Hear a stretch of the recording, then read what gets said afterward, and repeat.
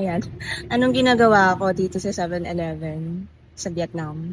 Anyway, natutuwa lang ako kasi gold yung frame ng door sa front. Nakakatuwa lang. Anyway, let's get something.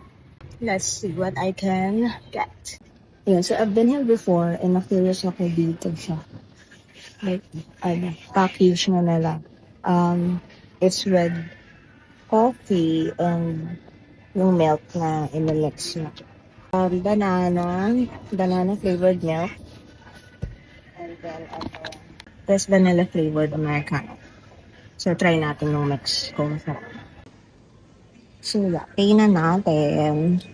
How much? 6 Thì em thấy cái tàu bên Santa Fe quá, để cái trà sữa là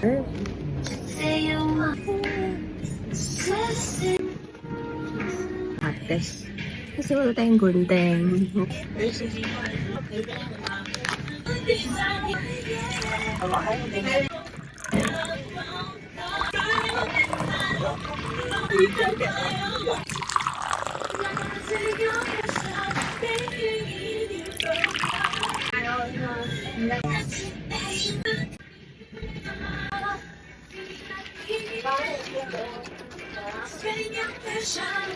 Ang sarap eh. Basta.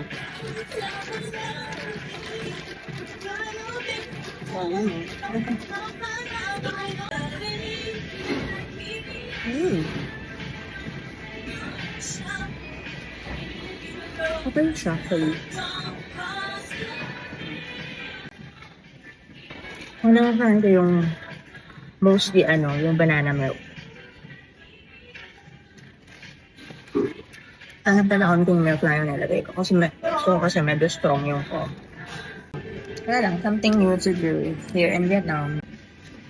Ayun lang ang aking mini vlog for the day.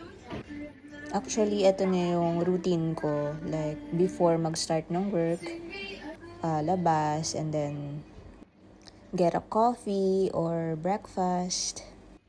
Ayun, lakad onte, and yun, explore.